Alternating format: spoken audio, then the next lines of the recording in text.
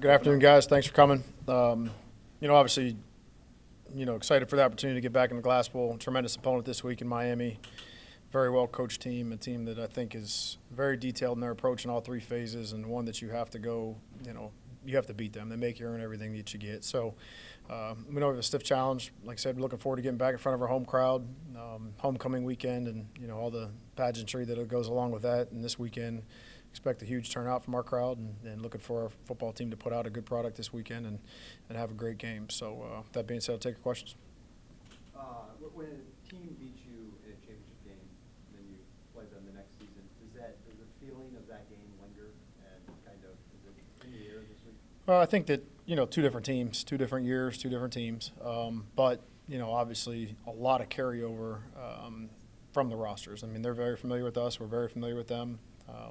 They know what we do. We know what they do. It's be a 60-minute game that you have to go, like I said, play really well, and you have to earn everything that you get. And we hope we can do that for them too, make them earn everything they get. Last week, the off week, was that more of like a kind of a self-assessment week, and you guys kind of learn more about yourself? And if so, like how valuable is that during the season?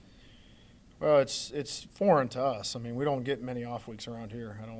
I think 2017 maybe the last full week of one week where we had Saturday we didn't have a game. But try to work on us, try to get some things corrected that we feel like that after a 4-game sample size that every team needs to work on.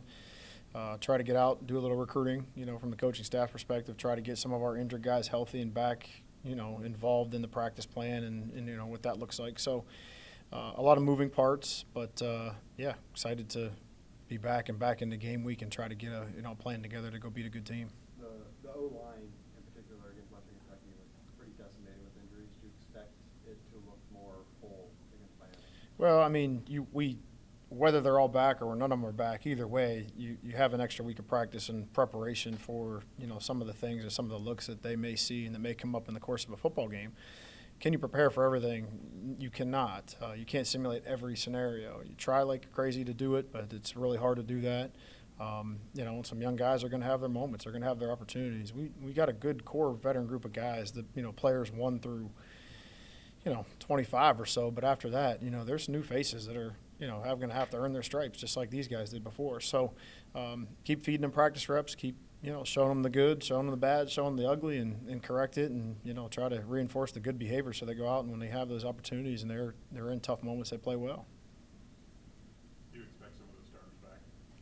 I hope to, like the big break here to be able to get some guys, some of the soft tissue guys to come back and try to be available, and we'll see what kind of practice we get out of them this week. I think the bye week it's practice, but it's not game prep. So to be determined, and hopefully that we do. Is Miami as physical with defensive front as you guys will see in the MAC? They've played really good defense. I mean, they're very sound in what they do. I mean, you put another guy in there, they're going to put another defender in there, and they want to. It's very obvious that they want to stop the run. They want to dictate the course of and the time of the football game from starting right there. And they've been able to do it consistently for the last few years. And like I said, they don't do a whole lot. They don't blitz a lot. They don't. They're good at what they do. They recognize play. The plays really fast. They're able to diagnose it. They communicate really, really well. Salopak's an unbelievable player, as you guys know, was player of the league in our player of the year in our league last year on defense, and deservedly so. Good player, very smart, very good communicator, and I think everything kind of runs through him. They're good on the front. They're really sound in their technique. They make it hard on the offensive line to get up on double teams, and they got guys that can cover. So yeah, definitely a challenge. They're physical, but they're also very sound. You mentioned there's no secrecy between these two teams. Obviously, you guys both MAC teams, but it's kind of unique. You guys played them twice last year with that much film. I guess how does that help prepare for them? Well, we played them twice last year, but the years before, I mean, we hadn't played them in almost a decade. So there's a little bit of newness to it last year. But 2 games is a little unique in a season. We'd have to go probably back to 2017 maybe, or 16, maybe that last time it's been a while since that had happened. So, like I said, 2 different years from last year to this year, but a lot of similarities in the people, and they're a good team. Like I said, you got to go beat them. Coming off a loss, but also entering MAC play, obviously 2 weeks in between those 2 things. How would you describe just kind of the vibe with the team as they're getting ready for this week? Well, I mean, would hope that we have a motivated locker room that's ready to go, take care of business and handle what we got to handle. We don't.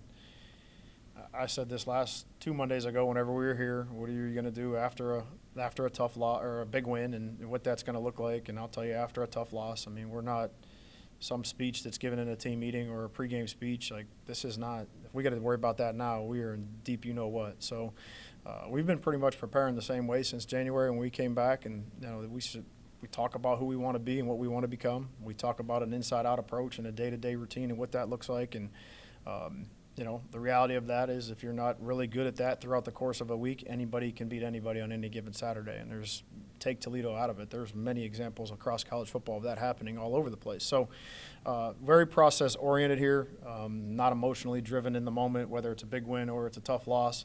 A lot of things in front of our football team right now that need to go get accomplished that will require great leadership from our coaching staff and our senior leaders, and that will filter down to a bunch of young players that have never been in any of this experience before. So you probably got a lot of people that sit in these seats during the course of the week that score watch and compare, and that's not the case in football. You have to go earn everything that you're going to get. So count on our leadership of our team to continue to carry that message, but the change of emotion and ride the wave, that's just not who we are.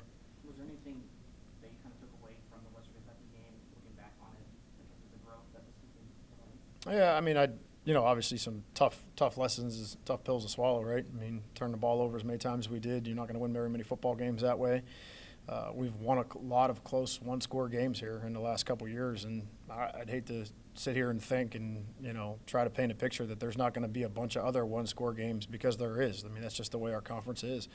It's the way college football is. So you have to be your best in those tight moments. You have to be your best in the critical times where hey, we didn't practice this exact thing and this exact look. Well, yeah, they got good coaches too, and they have good players as well. So some things may come up, and you have to seize your moment when you're a young player and you get your opportunity.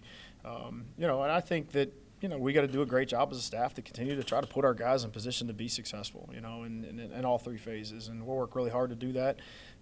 But I think just trying to reinforce and remind our team that this is a tough thing to go run through the schedule. Like, you want to play each and every week competitively. You got to bring it every day.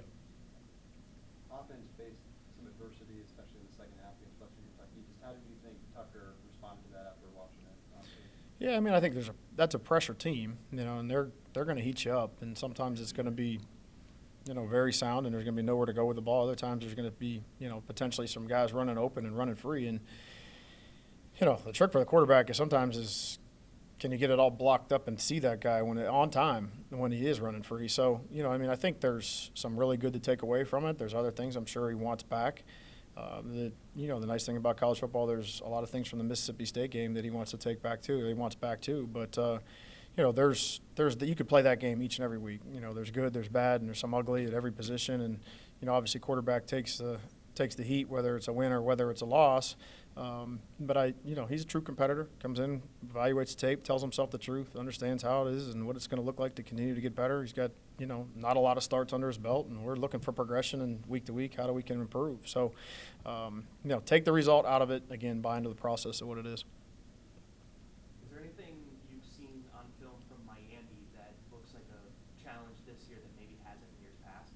No. Good quarterback.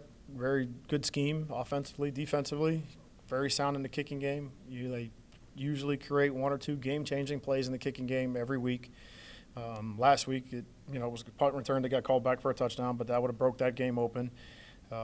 Unfortunate penalty there that brought it back, but there's always a one or two special teams plays in the game that swings to their favor. Like I said, a couple high-level players on each side of the ball that are very good at what they do and very well coached and very sound in their approach.